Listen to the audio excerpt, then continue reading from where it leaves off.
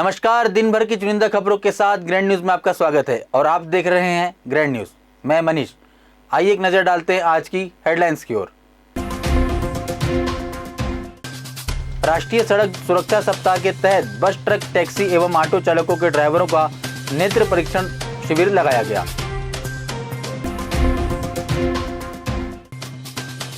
मैत्री संघ विद्या निकेतन में स्वामी विवेकानंद की जयंती मनाई गई।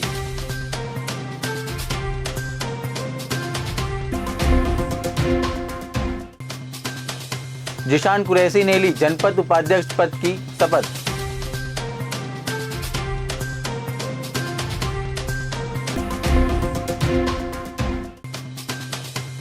अवैध रूप से गांजा परिवहन करते आरोपी चढ़े नगरनार पुलिस के हत्थे। महिला सहित 2 आरोपी गिरफ्तार। लोहड़ी का त्यौहार पंजाबी समाज, सिख समाज के अलावा पूरे देश और विदेश में हर समुदाय के लोग मनाते हैं। लोहड़ी का त्यौहार विशेषकर खुशी का त्यौहार होता है। पंजाब में गेहूं की फसल कटने के बाद वहां में रहने वाले जितने भी लोग हैं वो बहुत उत्साह से इस त्यौहार को मनाते हैं और छत्तीसगढ़ ही नहीं पूरे देश और विदेश में लोहड़ी के त्यौहार की बहुत खुशनुमा माहौल में मनाया जाता है। इस अवसर पर मैं समस्त लोगों को बहुत बहुत बधाई देता हूँ। आइए अब देखते हैं खबरें विस्तार से। पुलिस विभाग के यातायात विभाग के द्वारा जगदलपुर के अम्मागुड़ा चौक में 33वां राष्ट्रीय सड़क सुरक्षा सप्ताह के तहत बस, ट्रक, टैक्सी एवं ऑटो चालकों के ड्राइवरों का नेत्र परीक्षण शिविर लगाया गया, जिसमें मुख्य रूप से उनकी आंखों की जांच की जा रही है।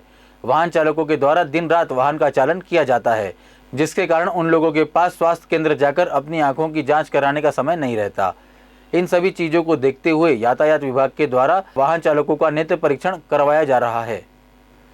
शिविर स्थल पर उपस्थित डॉक्टर के नाग ने हमें बताया कि वाहन चालकों के द्वारा सुबह सुबह बिना नाश्ता किए हुए वाहन चलाते हैं, जिसके कारण उनकी बीपी, शुगर का लेवल कम ज़्यादा हो जाता है, जिसकी वजह से बड़ी दुर्घटना हो जाती है। इन सभी चीज़ों को लेकर के इनका नेत्र परीक्षण एवं स्वास्थ्य परीक्षण किया जा रहा है। राष्ट्रीय सड़क सुरक्षा सप्ताह 2023 के अंतर्गत यहाँ के पुलिस प्रशासन द्वारा आयोजन किया गया है एक शिविर, जिसमें बस, ट्रक और ऑटो चालकों का स्वास्थ्य परीक्षण किया जाना है। क्योंकि इसके चलते क्या है, इन लोग मॉर्निंग वक्त पे इन लोग नाश्ता नहीं कर पाते हैं, है ना, आई साइट सही नहीं रहता है ना, तो इनके बीपी, शुगर और इनके नेत्र परीक्षण किया जा रहा है। इस बाबत यातायात सप्ताह के अंतर्गत ड्राइवर्स जो हैं गाड़ी चलाते खासकर उन लोगों के आंखों की जांच के साथ सभी जो हेल्थ चेकअप है वो हो रहा है। हेल्थ चेकअप के अंतर्गत बीपी और शुगर की जांच हो रही है। और क्योंकि ड्राइवर रात में या दिन में जब भी गाड़ी चलाते हैं उनका आंख का ठीक होना ज़रूरी है। उनकी व्यस्तता के कारण वो लोग जो हैं कभी अपना जाके आंख जांच नहीं करा पाते हैं। इसी उद्देश्य को लेकर यातायात जो सप्ताह के अंतर्गत ड्राइवर जो हैं उन लोग की आंख जाँच की जा रही है। मैत्री संघ विद्या निकेतन में स्वामी विवेकानंद जी की जन्म जयंती मनाई। मैत्री संघ के संस्कृत सचिव दृशांत चक्रवर्ती जी ने जानकारी दिए। स्वामी जी के छायाचित्र के सामने दीप प्रज्वलन एवं पुष्प अर्पित कर स्वामी जी को याद किया गया एवं उनके बारे में संस्था के वाइस प्रेसिडेंट देवव्रत बराल जी, महासचिव हेमंत सिंह एवं मैत्री संघ विद्या निकेतन के प्राचार्य इंद्रानी नंदी ने स्वामी जी के जीवन कथा, उनके बानी एवं उनके आदर्श को निभाने की बात की गई है। इसके अलावा मैत्री संघ विद्या निकेतन के बच्चों ने भी बढ़ चढ़कर हिस्सा लिया। स्वामी जी के बात बानी कही। इस बीच में समाज के सह सचिव सुकुमार धर एवं अन्य कार्यकारिणी एवं सभी शिक्षक शिक्षिकाएं, बच्चे उपस्थित थे। Living a simple life with high thinking. He was a principal disciple of Ramakrishna Paramahansa and founder of Ramakrishna Mission. His birthday was declared as a National Youth Day. In 1984, Government of India declared his birthday as a National Youth Day. In childhood, his name was Narendranath Dutt, but Swami Vivekananda name was given by his Guru Paramahansa Ramakrishna Paramahansa Dev. जिले के उप police महानिरीक्षक एवं वरिष्ठ police अधीक्षक जितेंद्र सिंह मीणा, अतिरिक्त police Nivedita Paul के दिशा निर्देश एवं नगर पुलिस अधीक्षक विकास कुमार के मार्गदर्शन में थाना नगरनार सीमा से लगे उड़ीसा प्रांत से होने वाले अवैध मादक पदार्थ गांजा का परिवहन को रोकने तथा प्रभावी कार्यवाही करने के दिशा निर्देश किया गया है।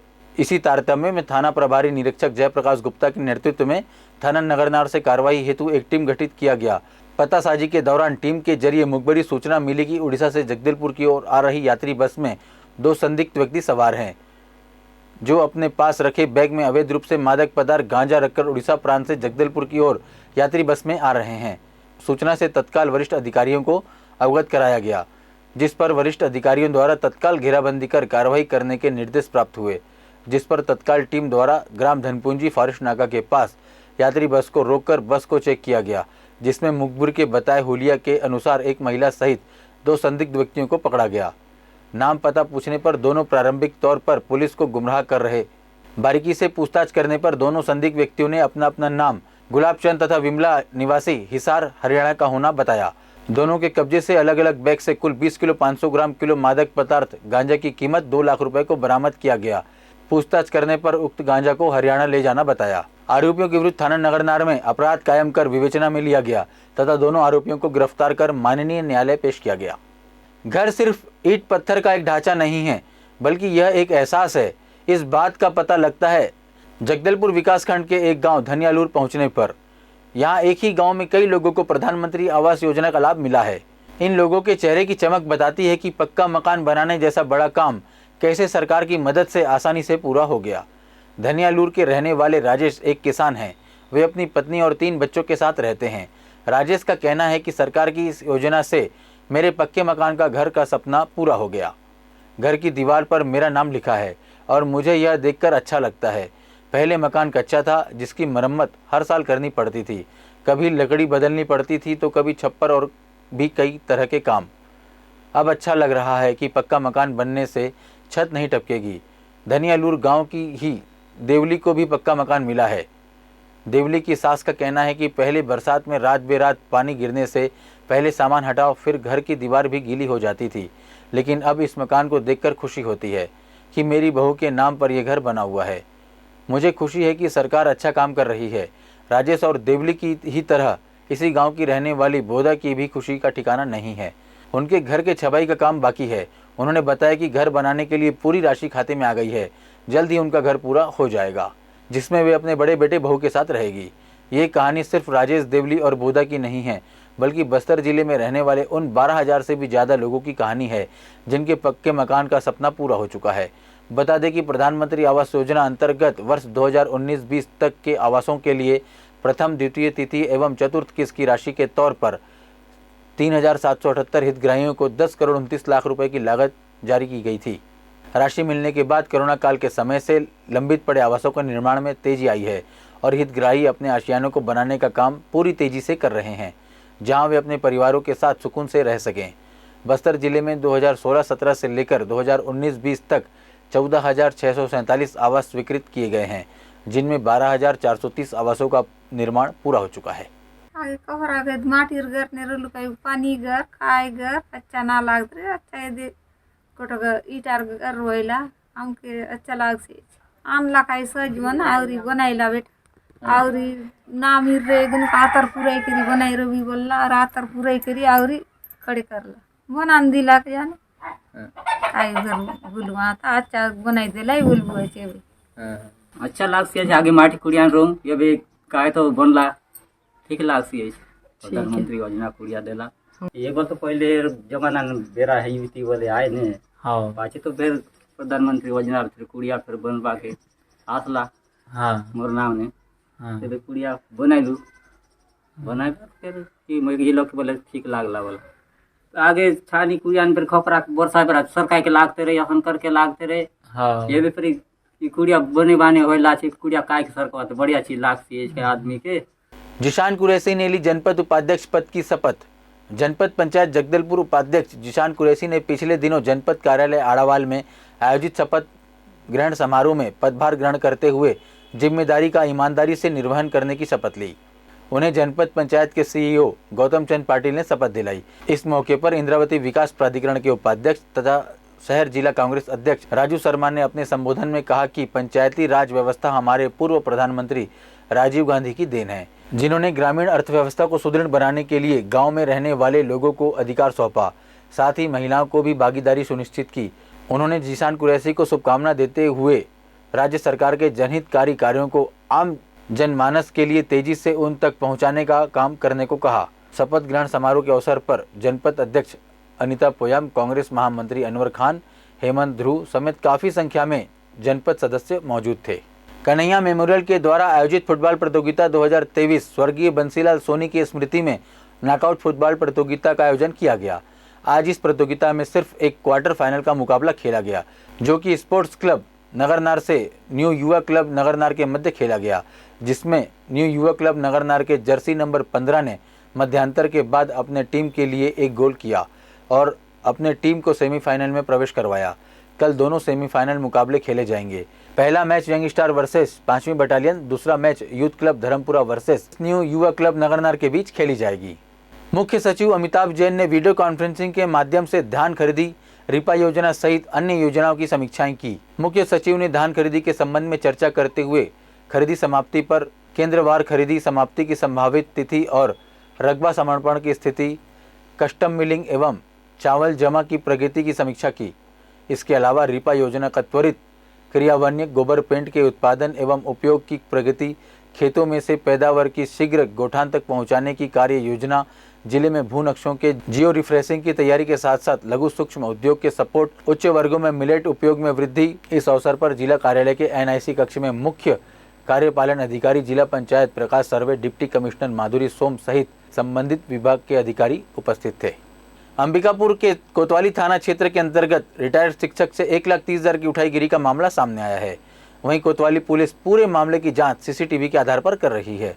दरअसल अंबिकापुर के गांधीनगर थाना क्षेत्र के अंतर्गत ग्राम सुखरी के रहने वाले रिटायर्ड शिक्षक घरेलू काम के लिए रुपए निकालने अंबिकापुर के मेन SBI ब्रांच में पहुंचे थे। उसी दौरान अज्ञात व्यक्ति द्वारा पीछा किया जा रहा था, जिसके बाद पीड़ित रिटायर्ड शिक्षक के द्वारा SBI ब्रांच 1,30,000 निकाल कर शहर के वेलकम होटल में नाश्ता करने पहुंचे हुए थे।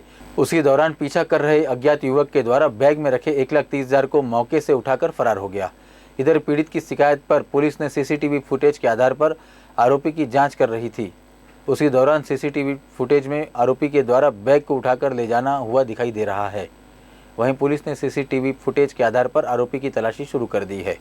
स्टेट बैंक अंबिकापुर में मुख्य ब्रांच में आया था पैसा आहरण करने के लिए, तो वही निकाला 1,30,000 रुपये निकाला।